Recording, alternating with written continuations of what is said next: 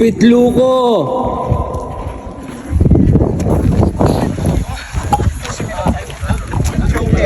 Para dun tayo sa taas.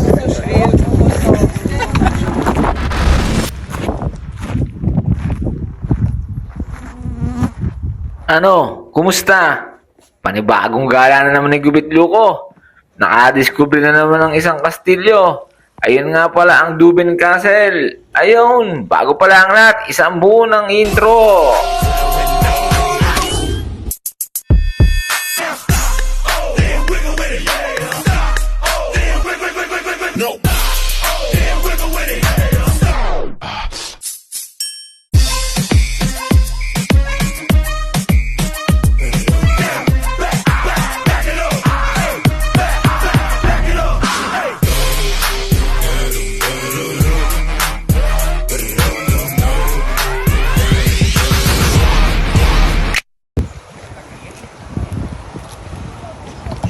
Anong pangalan ng castle na yan? Deben? Jevil. Devi. Jevil. Jebi Castle. Here city Akuzu Jevil. Ah. Castle Jevil. Oo. Ma'am, here tak. Jebi Castle. Devi Castle na naman. Devi Castle pala mga kaloko. Aray, namali. At tara't samahan nyo ako mga kaloko. Aray, at papunta na nga kami sa entrance. Medyo malayo-layo na naman lakarin na rin. At hindi ngayon ako nag-iisa mga kaloko. Kami ay F4. Yan nga pala ang aking mga kasama. Maraming salamat. At meron mga palang entrance din mga kaloko. At buti na lang nilibre ho kami ng aming kasama. Ay salamat ho. Ayun nga pala ang ticket. 32 euro. 8 ho isa mga kaloko. Unlimited na ho yan. Ayun naman ho ang mapa. Ay lalakarin na lang ho. Hindi natitingin sa mapa. Kung saan may kalasada ay na doon kami. At kasama ko nga pala si paring Marcos din mga kaloko. Para ako'y may halili sa aking pagsasalita. Para naman hindi naman ako nakapag-isip-isip ng sasabihin. Kasi nga pala ang una namin pinuntahan mga kaloko. Yan daw ay castle. Castle na nalubog. Bay, paano nangyari yun? Ay ayan no. Castle daw ho yan dati. Nalubog na lang mga kaloko. Yan ang sabi sa amin. Napakaganda ho ng kastilyong pupuntahan namin mga kaloko. Abay, paring Marcos, pasok! Ang Devin Castle ay isa sa mga pinakalumang kastilyo sa Slovakia. Ang unang pagbanggit ng kastilyo sa mga nakasulat na mapagkukunan ay malamang noong 864 nang kinubkob ni Louis the German si Prince Rastislav ng Moravia sa isa sa mga madalas na digmaan sa pagitan ng mga Frank at Great. Moravia ayon sa pagkakabanggit sa kastilyo ng Dowina. Sa kabilang banda, ang pagkakakilanlan ng Dowina sa Devin Castle ay nasa ilalim ng debate batay sa di umano'y mga argumentong pangwika at ang kawalan ng nakakumbinsi na ebidensyang arkeolohiko. Maraming salamat sa iyo, paring Marcos. Yan nga ho, bakit na naman ho kami ng kastilyo? Bundok ho. At iyan pa nga ho ay aking ipinakita sa inyo. Yan nilalarawan niya ang kastilyo at napapaligiran ho yan ng tubig mga kaloko. Ayun! Ang kastilyo ho, iikot kami ng lakarin mga kaloko. Sadya namang hunter kang araw na yan. Medyo masakit din ho sa balat pero ayos lang ho. Malamig naman ho ang hangin mga kaloko. At ang babaeng yan nga ho pala ay hindi ko kilala. Yan ho yung mga sinaunang damit ng araw mga kaloko. Abay, paring Marcos, pasok uli! Sa panahon ng dakilang Moravian, si Devin ang sentro ng isang mas malaking agglomeration. Ang pagtatanggol na tungkulin nito ay pinalakas ng mas maliliit na kuta sa burol sa Devinska Kobila na Pieskach. Nadlomom, isang pre-Romanesque na simbahan ang itinayo sa kastilyo sa pagitan ng humigit kumulang 850 at 863-870. Ang pambihirang estilo nito ay pinakamalapit sa mga simbahan mula sa Dalmatia at Noricum, mula sa mga lugar na may patuloy na tradisyon ng huli na antik at Byzantina na arkitektura. Ang loob ng simbahan ay pinalamutian ng mga fresko na pininturahan ng mga kulay na nagmula ayon sa pagsusuri ng chemical sa Hilagang Italia. Parang galit ho yata si paring Marcos. At ari na nga ho, nasa bukana na kami ng Kastilyo. Mga kaluko, rinan tulay at matutunghayan na namin ang lumang gusali, ang lumang bato na nakakatayo na yan. Napakatibay naman ho niya mga kaluko.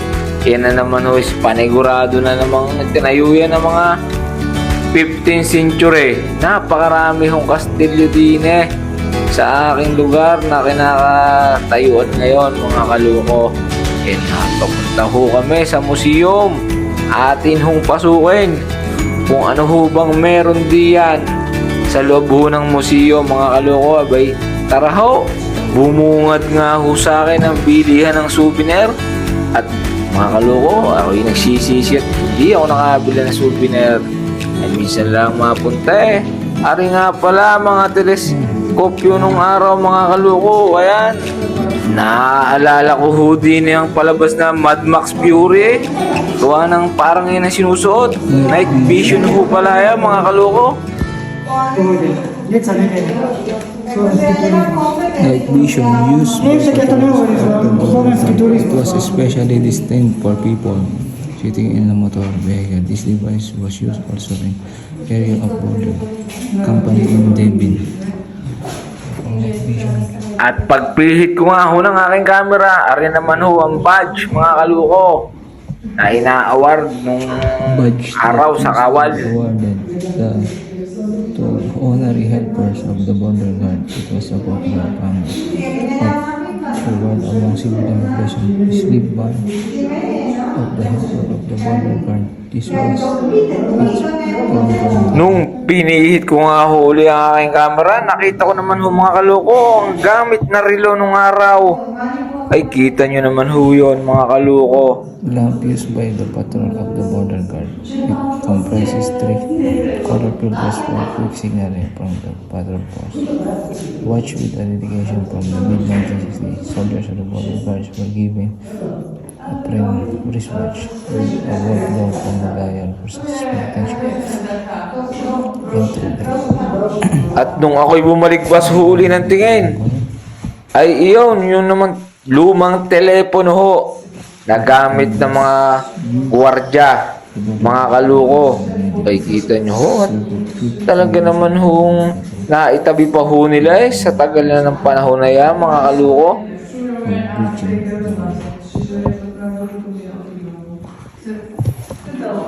Sa pagpapatuloy nga ho ng aming paggala mga kaluko, ay aming aakitin iyon nung aking sinumina camera mga kaluko.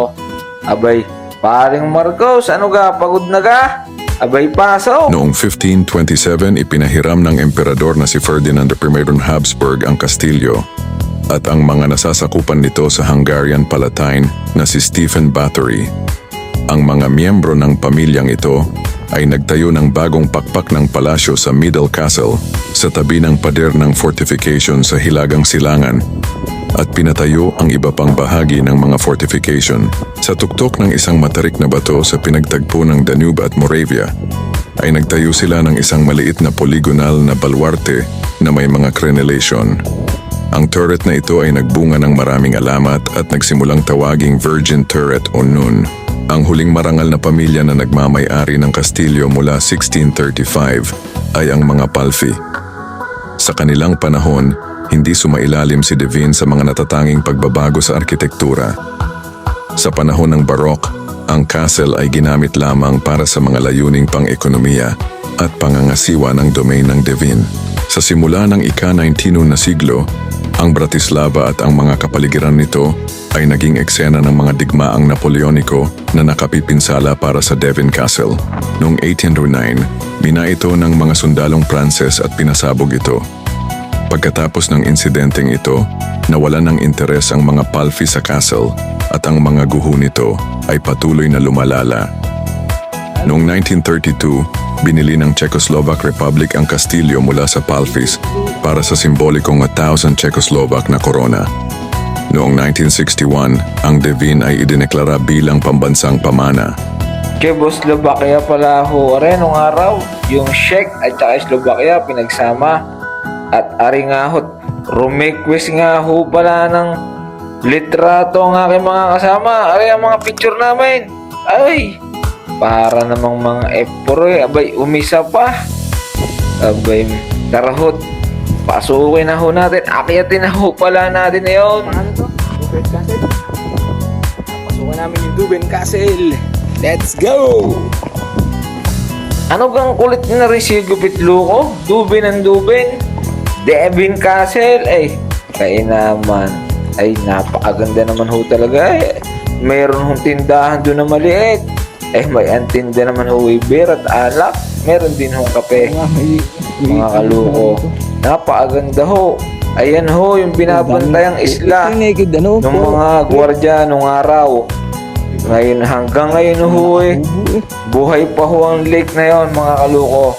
Ari nga pala mga kaluko, ay malapit na ho sa boundary ng Austria. Iyon na ho ang isa sa mga binabantayan nila. Akala nga pala na ay mga kasama eh. Magpipicture din eh. Pang-post na eh. Abay, pasensya na ho eh. Taray, akyatin na natin na rin matarik na kastilyong are mga kaluko. Ayun, sa hagdan, hapit naman sa hagdan eh. Talaga namang hingal ho kami din eh. Paring Marcos, pasok uli. Ang dalawang stylus na natuklasan ng mga susunod na pananaliksik ay maaring magpahiwatig ng gawaing pang-edukasyon ng mga lokal na pari. Kasama ng iba pang mga artifact, 6 na libingan na may petsang panahon ng Great Moravian ang natagpuan malapit sa simbahan at iniugnay sa mga miyembro ng isang retinue ng lokal na pinuno at mga miyembro ng kanilang pamilya noong ika-3 siglo. Isang batong kastilyo ang itinayo upang protektahan ang kanlurang hangganan ng Hungarian Kingdom na ang pag-iral ay naidokumento noong 1271 at isang reference sa isang Castellanos de Divin ay lumitaw noong 1326. Medyo mahaba-haba na rin ho pala ang inakyat namin din eh. At medyo mahaba-haba na rin ang sinabi ni paring Marcos. Ay, malapit na ho pala kami sa mga museum, mga kaloko. Pag ako'y biglang kumaliwa din at tumakit sa hagdan, malapit na ho ako. Dini talaga. Ay, kita niyo yan. Napakatarik ho eh. Wala pa ho pala kami doon sa museum na yun, mga kaloko.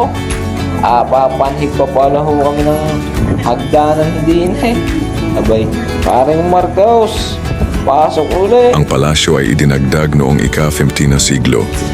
Ang mga kuta ay pinalakas noong mga digmaan laban sa Ottoman Empire.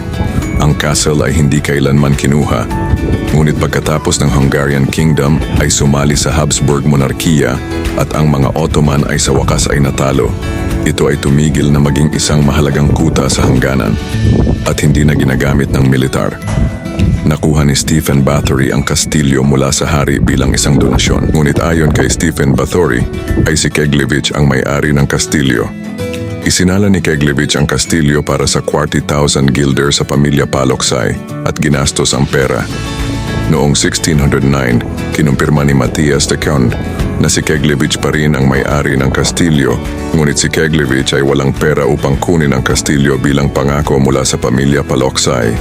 Makalipas ang halos 100 taon noong 1635, kinuha ni Palatin Palpalfi ang kastilyo bilang pangako mula sa pamilya Palocsai. Medyo magulo rin ho pala ang istorya na rin ng kastilyong aking pinuntahan, mga kaluko. At sa bandang kaliwa ko nga ho pala, narin na ang museo, mga kaluko. At sila tiyahin naman ay doon pa nagchismisan. Tara ho, babain naman natin na rin. Aring mga makasaysayang gamit. Kung ano ba ho mayroon din eh, mga kaluko. Tara ho, samahan nyo ako na babain are, mga kaluko. Ay, kung mapapansin nyo ho, meron na naman ho doong sculptura nung Devin Castle na ho yan. Ay, napakaganda ho eh, mga kaluko. Napakalupit din ho ng mga architect din eh. Ay, meron ho kung makasaysayang gamit na nakita din eh, mga kaluko. Atin huntong hayan. Ang makikita naman ho natin din eh, mga kaluko, ay yung mga sulat kamay nila. At saka yung mga letra nilang gamit nung araw. Abay mga kaloko meron pala akong mga dice na nung araw. Diyan hoy, ipapasilip ko sa inyo ang During dice nung araw. At yan nga ho, yung nakasulat na yan.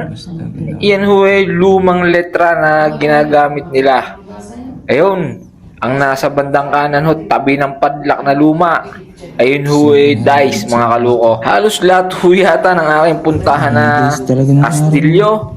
Napakarami hong padlak sa bagay. Para naman ho talagang ligtas ang bawat pintuan at kwarto ng kastilyo mga kaluko. Para rin ho hindi mapasok ng kalaban. At diyan nga ho at mapapakita ko sa inyo mga kaluko yung mga kanilang cannonball sa bandang kanan diyan ay ipapakita ko sa inyo. At yun nga ho yung lumang martilyo ng araw. Sadya naman talaga palang may martilyo na ho yun. Ay kita nyo yung sulat na yan. Napakaganda ho ng limbag no? Diretsyong diretso para namang typewriter Ayun mga palakol. At yung mga gamit nila, kabibigat sigurado na yan. Puro bakal ho Abay paring Marcos, pasok, ikaw naman. Ang mga huling may-ari ng Devon Castle ay ang mga count ng pamilya Palfi. Noong 1809 lamang pagkatapos ng Siege of Pressburg, ang kastilyo na maaaring itinuturing paring banta ay nawasak ng mga umuurong na puwersa ng Napoleon Park ng France. Sina Napoleon at Leopold Palfi ay pumasok sa mga negosasyon at kapwa sumang-ayon na ang Vienna ay dapat ibigay ng mga produkto ni Palfi. Ayos, ganyan pala mga cannonball. Mula noong ika-19 na siglo habang ang kasaysayan nito ay nagbigay inspirasyon sa ilang romantikong Makata at tagasunod ni Ludovic Tur, naging mahalagang pambansang simbolo ang Devin para sa mga Slovak. Itinampok ang parehong sa reverse ng dating 500 Czechoslovak koruna banknote at ang 50 Halierov coin ng Slovak currency. Itinuring ito ng mga Hungarian bilang kanlurang pintuan ng kaharian ng Hungary. Ginamit ito ng makatang Hungarian na si Endre Ady bilang simbolo ng modernismo at kanluranisasyon sa kanyang tula na Ako, ang anak ni Gog at Magog. Dumating ako sa sinaunang ruta ni Vereke. Sa aking pandinig ang mga sinaunang kanta ng Magyar ay nagliliyab pa rin. Malaya ba akong makalusot sa Deveni? Gamit ang mga modernong kanta na akma sa modernong panahon. Endre Ady, ako ang anak ni Gog at Magog. Ang ilang bahagi ng kastilyo ay muling itinayo noong ika-20 siglo at ang kastilyo ay nag-host ng isang kawili-wiling museo. Ang mga arkeolohikal na gawa sa site ay nagsiwalat ng mga labi ng isang Romanong tore na itinayo noong ika-1 siglo AD at ebidensya ng isang prehistoric settlement. Kita nyo ho yan mga kaloko. Yan lang ho ang patunay talaga na ang labanan nung araw ay espada, sibat, palakol, paana. Yan ho mga patunay, katulad doon ng sa mga pinikula. At sa pagpapatuloy nga ho ng aking video at paggagala din sa Devon Castle, matutunghayan ho natin din sa ibabandang ibaba yung mga shell nung araw, mga kabibe. Ang tagal ng panahon na rin narinig mga kaloko, hindi pala rin naagnas.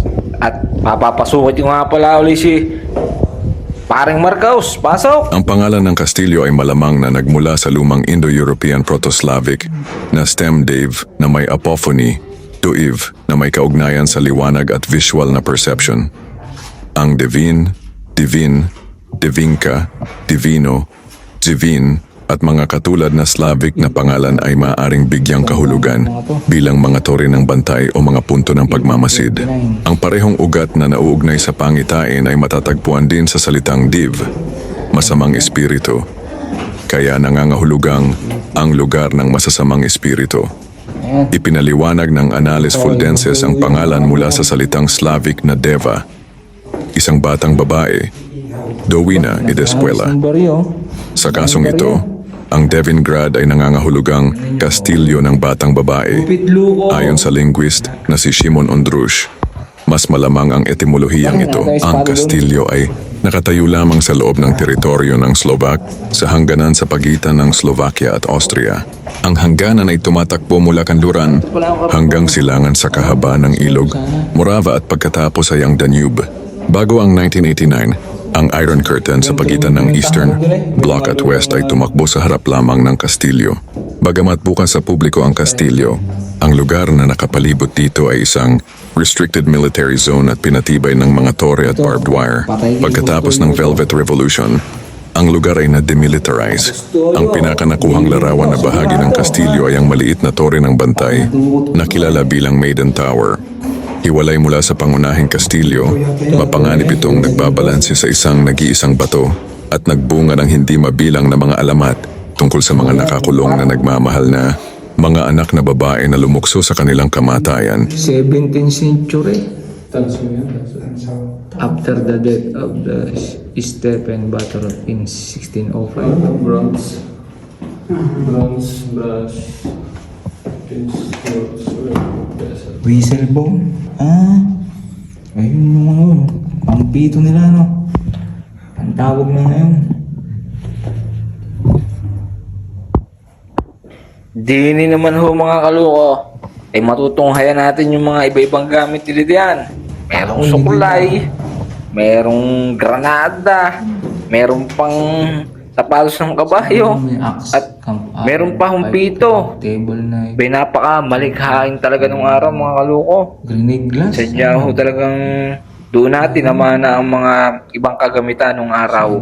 Kami nga ay nagtatalo diyan kung in by ginto. Ay buti na lang yung isa kong kasama ay nabasa doon. Meron ho palang mga numero kung saan gawa yon, sa iron, sa brass, sa bronze. Fragments. Ay napakakintab naman ho. Ang buong akala ko talaga diyan ay Axe with gawa ho sa ginto mga kaluko. At matutunghayan natin diyan things na ba kayo yung mga yung lumang pera nilang ginamit. Ari nga ho pala mga kaluko ay Boss Slovakia nung araw. Brass. Pinagsama ho yung Czech at saka Slovakia. Ayan ho. Yan ho yung pera nila nung araw mga kaluko, ay tignan nyo ho yan. Hindi ho pala pinagsama pera nung araw, nating iisang bansa. At ngayon ho ay magkahiwalay na Republika. ang Czech at saka ang Slovakia. Ang Bastian? Czechoslovakia? Lubenska? Czechoslovakia naman. Dati, di ba? Ayan yung pera ng araw. Ayan. Czechoslovakia. Yung Czech at saka ano. Dati magkasama.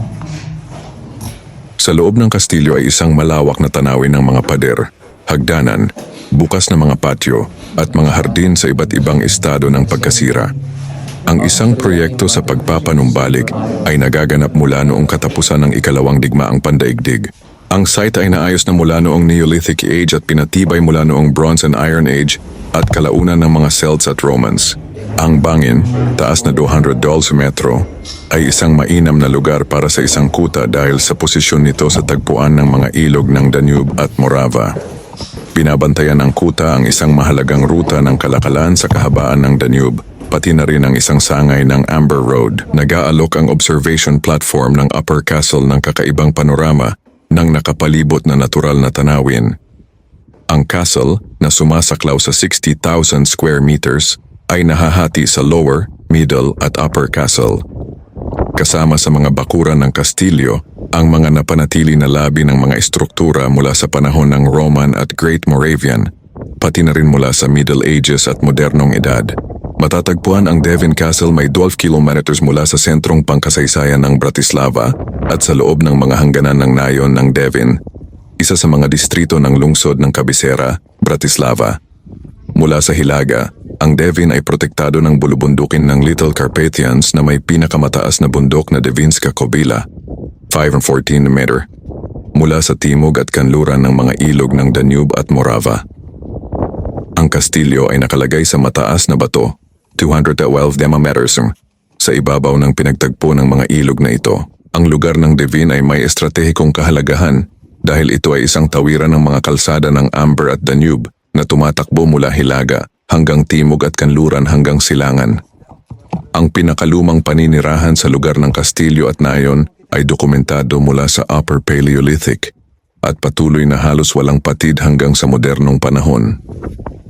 Ang Devin Castle ay isa sa pinakamahalagang polycultural archaeological localities sa Central Europe.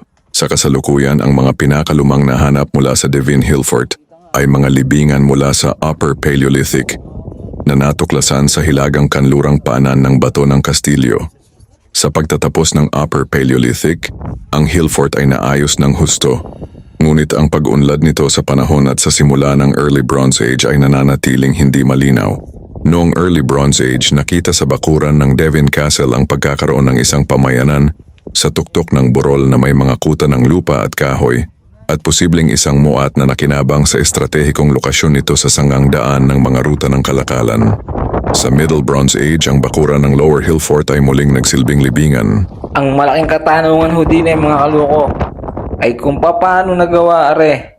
Sigurado, mahaba ang ginugol nilang panahon at napakahirap itayo na rin mga kaloko dahil gawa sa purong bato.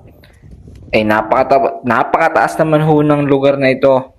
Napakatarik at ang kalsada ay tabi naman ho ng lawa mga kaloko. Paano ho yan idinaan at napakarami siguradong manggagawang gumawa din bago naging successful na rin mga kaloko. Ari nga pala ho katulad ng sinabi ni paring Marcos ay boundary ho ng Austria ho mga kaloko. Sigurado ho ang mga bantay din ay binabantayan kung may lulusob na kalaban nagmula dyan sa lawa. Malamang mga galing mo ng Austria at meron nga ho rining well. Puro well ho din at napakarami mga barya ng mga naghahagis ho din mga kaloko. Meron ho kayang natupad na ang hiling din Bay, napakahaba ho ng adventure namin na rin mga kaloko dahil ho meron pa ho ring karatig na kastilyo sa bandang ho doon, sa bandang timog.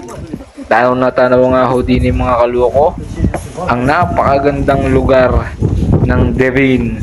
Ari ho malapit sa sentro ng Slovakia, ang Bratislava.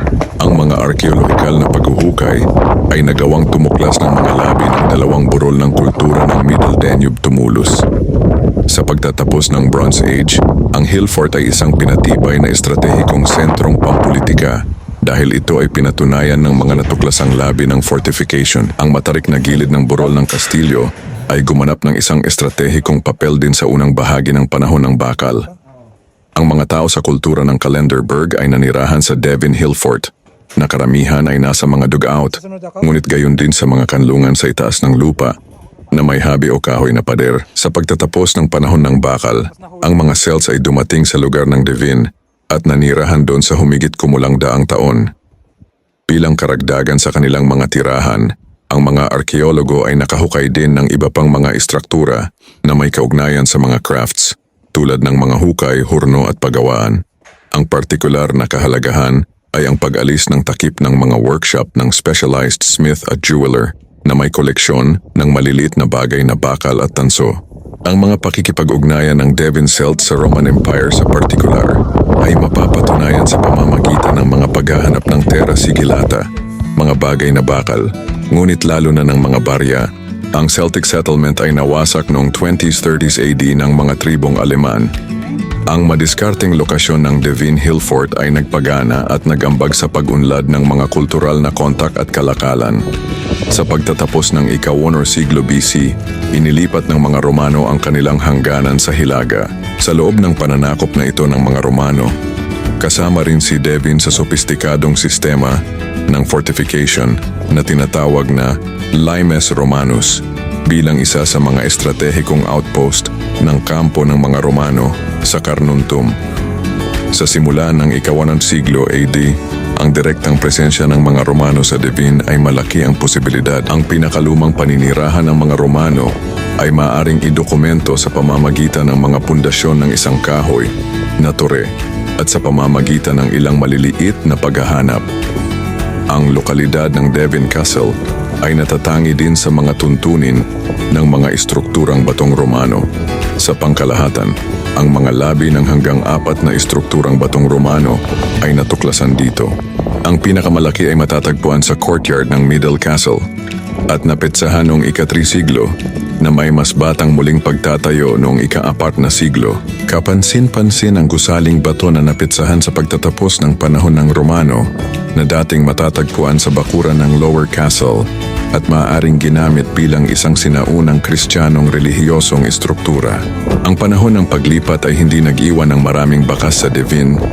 Ang pinakakawili-wili sa mga ito ay talagang ang carbonized na tinapay ng sourdough bread mula sa ika-5 siglo. Bahagya ho kami nagutom at nagpahinga diyan mga kaluko. Sadyang napakalakas ho ng hangin talaga. Noong mga oras na yan ay napakataas naman ho ng lugar eh.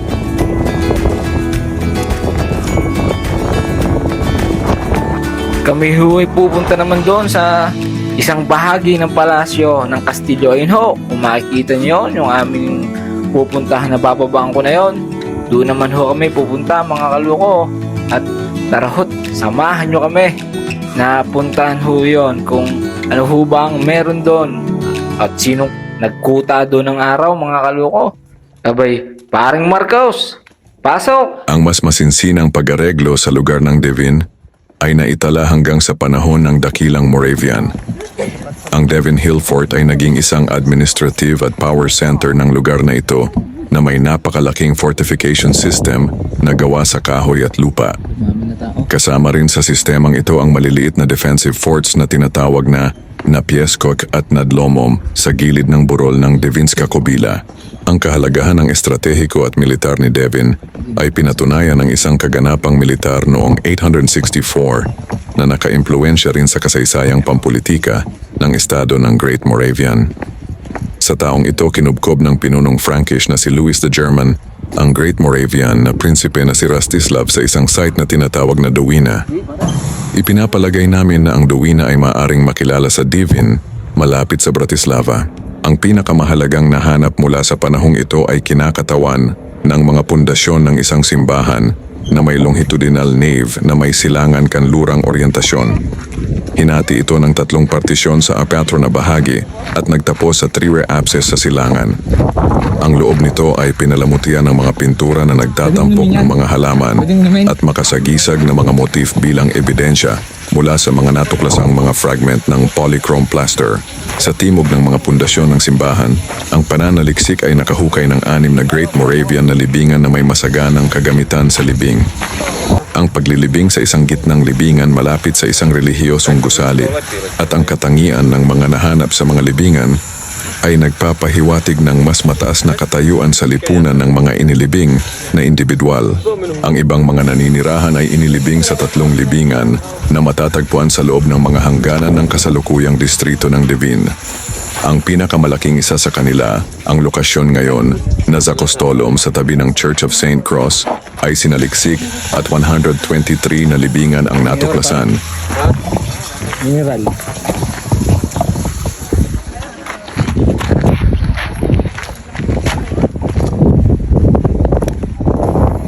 Hello! Gupit Luko! Dito lang ho nakakita mga kaluko na mataas na lugar ay napakaraming well. Doon nga sa aming ininuman ay napakasarap ho ng tubig mga kaluko. Lahat ho yata ng parte na rin ay puro well. Yung hanggang doon sa pinakatuktok, gano'ng gahong kataas na yun at dini ho. Meron pa rin hong well na napakalaki ho eh. Doon nga ho, pupunta kami doon sa bandang kaliwa ho ng Kastilyo. Kung ano ho meron doon mga kaloko. Ay tara ho, puntahan ho natin yon. Bago pala ang lahat mga kaloko, ay paring Marcos, pasok! Ang paninirahan sa Devin ay humigit kumulang tuloy-tuloy kahit na pagkatapos ng pagbagsak ng Great Moravia, gaya ng ipinakita ng isang malawak na maagang medieval cemetery at isang street type na nayon na natuklasan sa mga ground ng Devin Castle noong ika-13 hanggang ika-14 na siglo. Ang Devin ay isang maharlikang kastilyo at nagsilbing kuta sa hangganan ng kaharian ng Hungarian. Noong ika-30 siglo ang kastilyo ay nakakita ng madalas na mga labanan at nawasak sa ilang pagkakataon. Sa Upper Castle, ang pananaliksik ay nakatulong upang matuklasan ang mga pundasyon ng isang tore mula sa panahong ito. Sa gitna nito ay may pasukan sa mga kuweba sa bato ng kastilyo. Ang kastilyo at nayon ay umunlad lamang sa simula ng ika-9 siglo. Ang isa pa hong nakakatuwa din sa Kastilyo nga rin mga kaloko ay meron hong palikuran doon sa iba ko napuntahan. Eh, tingin ko huwag wala gawa ng hirap doon sa tubig. Aray yung napuntahan ko, aray, sagana sa tubig. Aray huy, libre na, gawa ng package na ho doon sa aming biniling ticket mga kaluko. Yun nga lang ho, ako huy, pinagbawalan din Ay, ang aking kasama pala, pinagbawalan kumuha ng video mga kaluko. Gawa ng iniwang ko ho, aray. Aray hanggang camera ko sa labas nung ako ay nasa loob ng banyo. Kaya tayo doon mga kaluko. Ate naman hong alamay kung anong meron naman ho doon sa bandang norte ng Kastilyo ngayon mga kaluko. Bay, paring Marcos, pasok! Noong 1414 binili ni Nicolas Tegon Garay, Plough 433, ang karapatan sa Kastilyo mula sa magnanakaw ng Vienna na sila Ladislav Hering at isinangla ng hari ang Kastilyo sa kanya at sa kanyang mga lalaking inapo. Noong 1419, 1460, nagsagawa si Garais ng malawak na pagbabago sa estruktura at nagtayo ng mga kuta, isang palasyo ng tirahan sa looban ng Middle Castle at muling itinayo ang Upper Castle.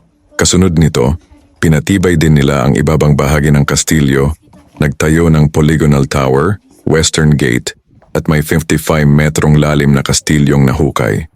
Ang mga sumunod na may-ari ng Kastilyo ay ang mga bilang Ninas Vatijur at Pezinok 1460, 1521 na nakatuon lalo na sa karagdagang pagpapalakas ng mga kuta. Nagtayo sila ng silangang gate at gayon din sa hilagang gate na may guardhouse na nakaharap sa bayan ng Devin. Ari palang Devin Castle na rin mga kaluko.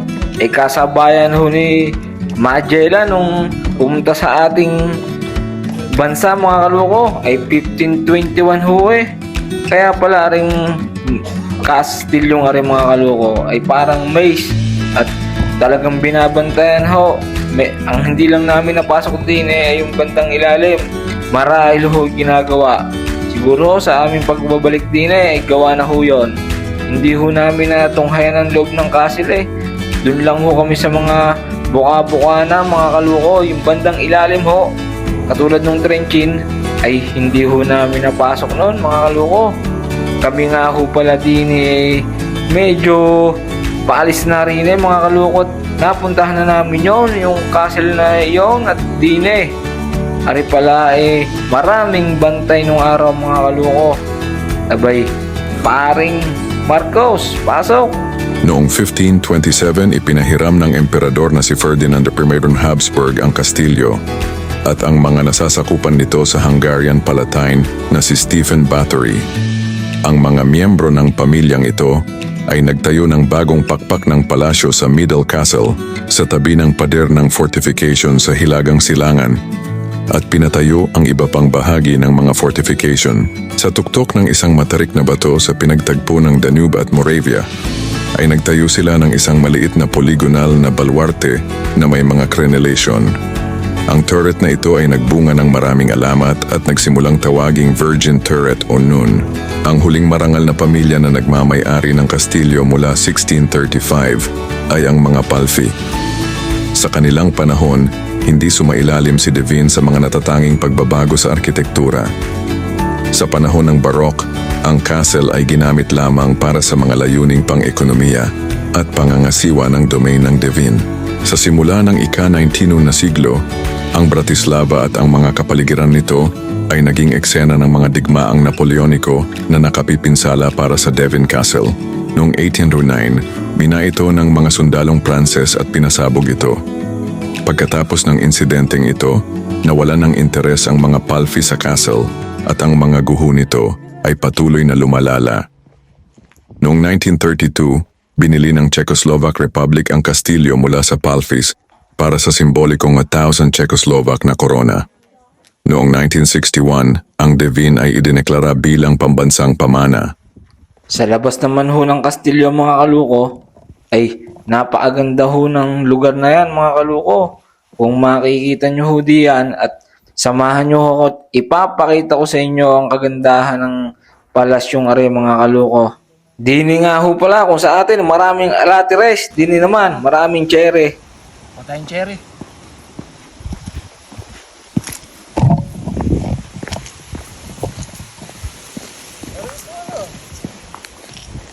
mga kaluko.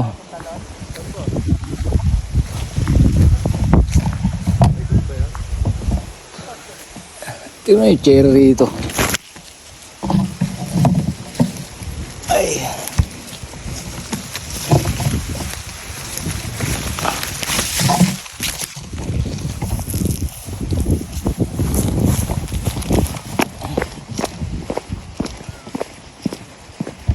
Ang Devin ay ang lugar kung saan parehong naglalakad ang mga mamot at mga sinaunang tao pagkatapos ng panahon ng yelo. Nanirahan sila sa intersection ng mga kalsada, nakipag-ugnayan sa agrikultura at kalaunan sa kalakalan. Mayroong isang tawiran sa pamamagitan ng Ilog Danube, kapwa sa mga kalsada ng Amber at Danube.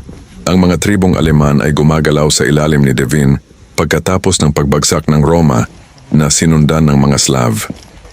Malaki ang posibilidad na si Devin ang Dowina Fort Hill, isang prinsipe na upuan ni Rastislav na tinanggap dito sina Constantine at Methodius. Nakuha din ni Devin ang atensyon ng Austrian historiography na naghahanap ng kabisera ng kaharian ng Noricum, ang lungsod ng Carnuntum. Napakalawak ho ng baba ng Kastilyo mga kaluko. Dini ho, pupuntahan ho namin yung isang gate na talaga namang napakasikuridad ng Kastilyong are. Bago mapasok ko sa panigurado ang Kastilyo, ay marami hong napagdadaanan ng mga kalaban. Diningat papunta ho kami dine mga kaluko sa isang malaking gate na binabanggit ni paring Marcos. Napakahiwaga at makasaysayan ng lugar na re. Ang Devin Castle ho pala ay iilan lang yan sa mga castle dito sa Slovakia. Marami pa ho kung pupuntahan at i-discover na Kastilyo mga kaluko dini ho sa bansang Slovakia. Kaya lagi ho sana kayo manunood ng aking video mga kaluko at maraming salamat ho sa tangkilik nyo ho dyan sa aking video. At ari nga ho, kami naman mamamahinga na naman din at kakain ho ng chichirya. Napakasarap ho magcamping din Ang Kastilyo pala ang are mga kaluko ay open ho ng 24 oras. Ang iba naman hong Kastilyo na aking nakikita ay hanggang alas 4 lang, hanggang alas 5. Pero areho, pwede ka din mag-camping overnight. At pag-iingat lang ho sa mga packs at saka sa mga oso. Panigurado sa panahong are, kalat ang mga oso. Gawa ng hindi ho tag-winter Pagkakataon ho nilang manginain sa panahong are mga kaluko, ay kita nyo ho yung gate na yon. Meron ho yung itaas na hindi ko pa nakipakita. Doon ho nagtatakbuhan panigurado ang mga kawal ng Kastilyo. Sa pagpapatuloy nga pala ng aking video mga kaluko, maidagdag ko lang. Yung palang river doon mga kaluko ay Danube River. Yung pala pangalawa sa pinakamalaking river sa buong Europe mga kaluko. Ang nangunguna, ang pinakamahaba ay yung Volga na nasa Russia. Napakarami palang dinadaan ng bansa nun mga kaluko. Nariyan ng German, tapos pupunta na sa Slovakia, punta ng Hungarian, sa Hungary, sa Croatia, sa Serbia, sa Bulgaria, tapos pupunta pa ng Romania, tapos Ukraine. Napakarami palang dinadaanan ng river na ho yun, mga kaluko. Doon pala naglalakbay ang mga mananakop ng mga nung araw, yung panahon ng Roman Empire, mga kaluko. Doon pala sa Danube River na yon, napakarami palang mahuhuli doon. May mga igat, tapos kumbaga sa atin, may mga hito. Tapos kung ano-ano pong mararaming isda. Meron din ho kaming pinuntahan na karuktong ng Danube River mga kaluko. Doon ho kami nagtipon-tipon mga kapwa Pilipino. Mapapanood nyo ho yun sa aking YouTube channel mga kaluko. Maraming salamat ho pala sa mga nanonood. At kung hindi ka pa nanonood, abay, panoorin mo na ang Gala ni Gupit Luko. Marami pa akong gagalaang lugar din mga kaluko. Mga Kastilyo, kung ano-ano pa yan. Bukod sa paggugupit, ay gagala tayo ng gagala. Kaya hanggang sa muli, maraming salamat sa inyo. Jaco Yem!